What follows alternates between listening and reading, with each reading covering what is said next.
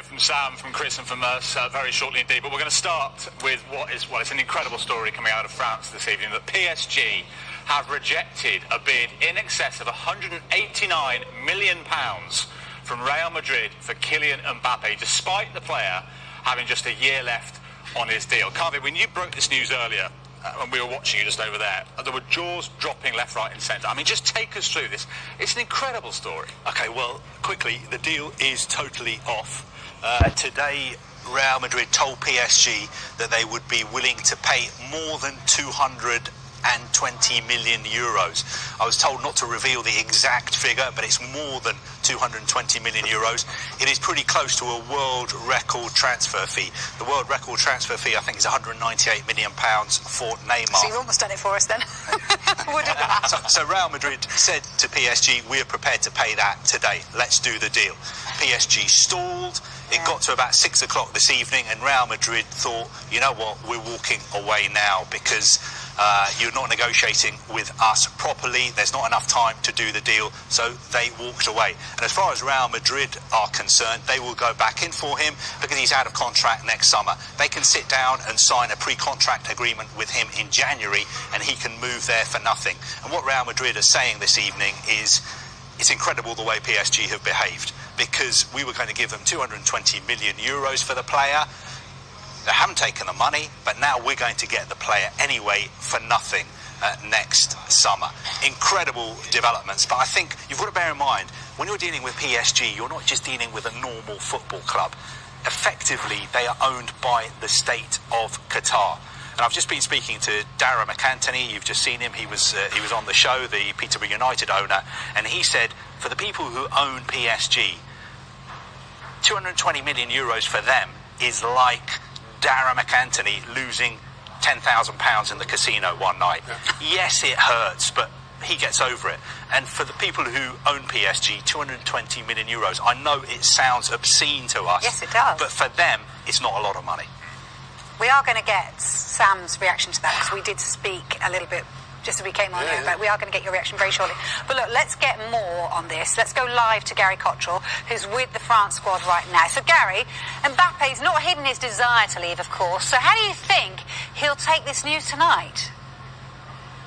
I'd like to go and lose 10 pence in a casino. Listen, the night time's now fallen in Strasbourg. Obviously one of the homes of the European Parliament, where brinkmanship and arguments and big money deals are commonplace in politics. Well, that's what's been happening all day here with this Mbappe to Real Madrid or not story. Money offered kept going up until those eye-watering numbers that Carvey talked about were in the end rejected by PSG. PSG see themselves, don't they, as the new kid on the block, the new kings of football. None of this old Real Madrid nonsense. We don't need to sell a player that we don't want to sell, whatever kind of money you offer. Obviously, Kylian Mbappe was very, very upset. He's made it clear that he wants to join Real Madrid. He made it clear he wants to join Real Madrid this summer. We did see him a couple of hours ago at the stadium, about 20 minutes away from here, doing match day -1 practice on the pitch ahead of a World Cup qualifier tomorrow. He was the last out onto the pitch, and I think he must have just got that final news that it wasn't going to happen at that moment, because as he walked out, Carvey broke the news. But he's been very professional throughout. The Tottenham captain, and of course the France captain, Hugo Lloris, has been speaking about Kylian Mbappe and the fact that he's training with a smile on his face, and he's being very professional despite everything that's been going on behind the scenes. As you could see, the last game with Paris, he's totally focused, and he was decisive in the first 4 games for Paris. So that means that he respects a lot his job, his profession, that he's focused on every day, every single day, and he's ready to perform. That's it, you know, what's going on between him, the club, and Real Madrid. I mean, he doesn't belong to us, he belongs to himself. But as we could see the first 2 days of the national team break, is here with the smile and ready to help the team, ready to fight and to enjoy playing for the national team.